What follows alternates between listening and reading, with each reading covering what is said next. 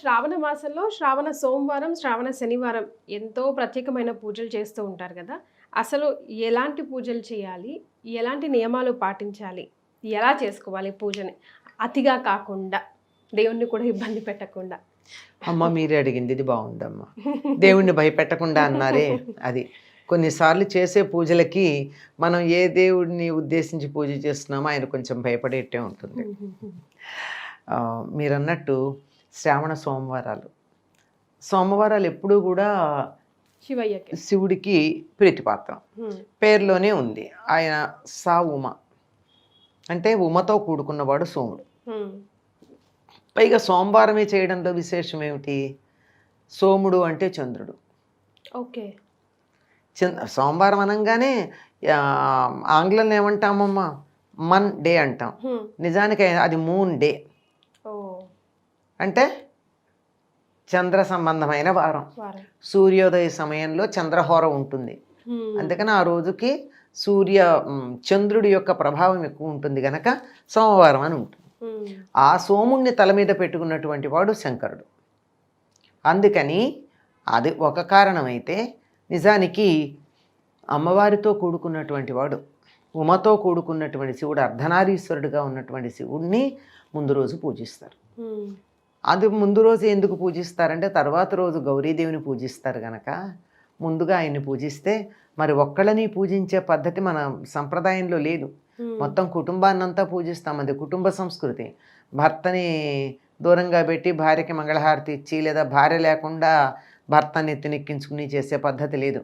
ఏ దేవతని మనం ఆరాధన చేసినా తప్పనిసరిగా జంటగానే చేస్తాం. అటువంటిది మంగళవారం నాడు అమ్మవారికి చేయడానికన్నా ముందు శివుడికి సోమవారం నాడు శ్రావణ మాసంలో చేయడం. భార్యకి ఇష్టమైన రోజున ఇద్దరి ఇష్టానిష్టాలు కలిసి ఉంటే గొప్ప దాంపత్యం.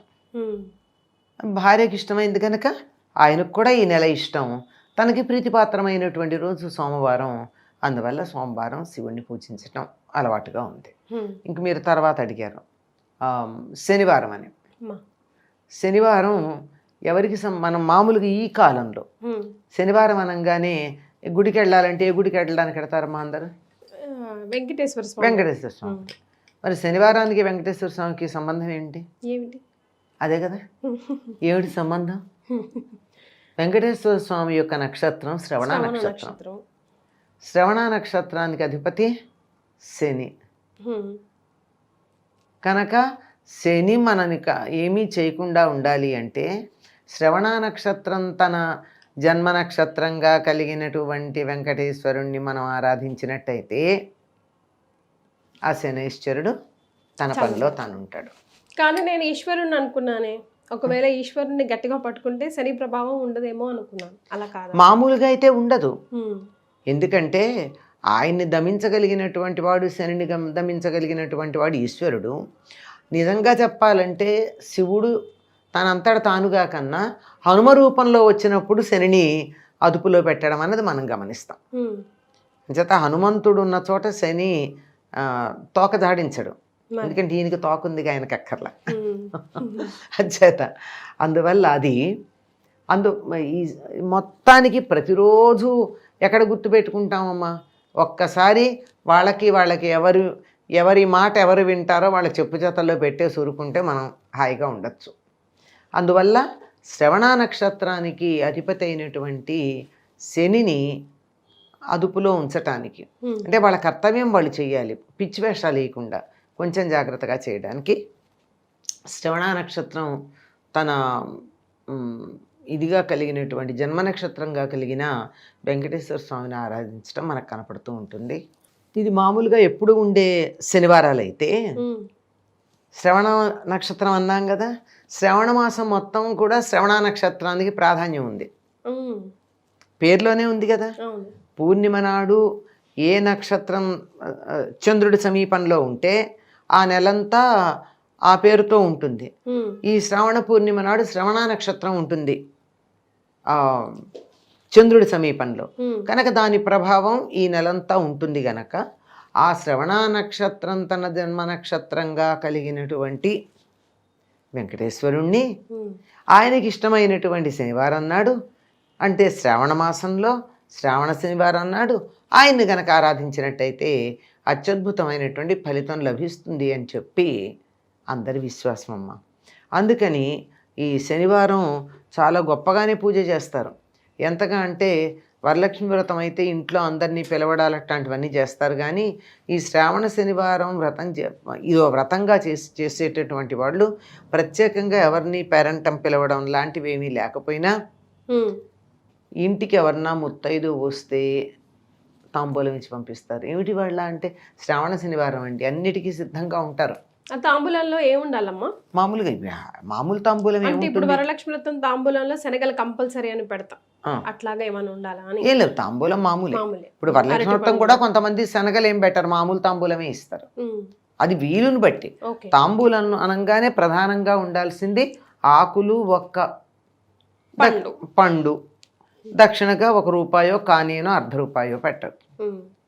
ఓపాన శక్తి పెట్టాలని నియమం కూడా లేదు. ఒకవేళ దానికి కూడా అవకాశం లేనటువంటి వాళ్ళకి పూజ చేసుకుని తాంబూలం ఇచ్చుకునే వీలు లేదా అంటే హాయిగా దక్షిణగా పెట్టే దాని బదులు కూడా 2 అక్షతలు వేయచ్చు. సామర్థ్యం లేకపోతే ఉండి వేస్తే కక్కుర్తికి నీకెంత కక్కుర్తో సరిగ్గా దేవుడు కూడా నీకు ఇచ్చేదాన్ని అంత జాగ్రత్తగానే ఇస్తాడు లెక్క కట్టి. అలాగే అమ్మ, ఇంకో ప్రశ్న, తాంబూలం మాట వచ్చింది కాబట్టి కొంతమంది ఏదైనా గిఫ్ట్లు కూడా ఇస్తూ ఉంటారు. అంటే ఈ మధ్య స్టీల్ ఇవ్వకూడదు, గ్లాస్ ఐటమ్స్ ఏమైనా ఇవ్వాలి అంటున్నారు. అట్లా నియమం ఉందా నిజంగా? అంటే ఎవరైనా చీర సారగా పెడతారు తాంబూలంలో కూడా, లేదంటే ఒక బ్లౌజ్ ముక్క పెడతారు, లేదంటే స్థాయికి తగ్గట్టు ఏదైనా పెట్టచ్చమ్మా. స్టీలు ఒకప్పుడు వాడేవాళ్ళం కాదు మనం, ఇనుము కదా, ఇనుము మనకి పనికిరాదు అని దేనికి, విగ్రహాలు అవన్నీ కూడా. ఇప్పటికీ కూడా పీఠాధిపతులకి వాళ్ళకి ఏదైనా మనం ఇవ్వాలంటే స్టీల్లో ఇస్తే తీసుకోరు, వాళ్ళు ముట్టరు.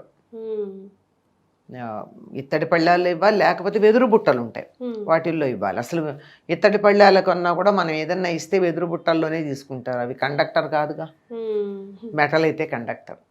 కానీ ఇక్కడ మీరు ఇనుము దగ్గరికి వచ్చారు గనక ఈ కాలంలో ఇనుము వాడంది ఎవరమ్మా? మరి ఇంట్లో అన్నిటికీ వాడతాం కదా. అంచేత పర్వాలేదని చెప్పేవాళ్ళు ఉన్నారు. కానీ కొంతమందికి ఇస్తే వాళ్ళు ఇనుము ఇచ్చారు మేము తీసుకున్నామని ఫీల్ అవుతారు. దాన్ని ఇనుము అంటలేదు, నిజానికి అది ఇనుమా? దాన్ని ఏమన్నారు ఆంగ్లంలో? స్టెయిన్లెస్ స్టీల్ అన్నారు. చాలా ఇనుము చాలా ట్రీట్మెంట్ పొందింది ఈ రకంగా రావడానికి, ఎంత ప్రాసెస్ అయింది. అందువల్ల పర్వాలేదని చెప్పేటటువంటి వాళ్ళు ఉన్నారు. అది వాళ్ళ ఇష్టాలకు వదిలేయడం అది పెద్ద ప్రమాదకరం అయితే కాదు. నమస్తే అమ్మ.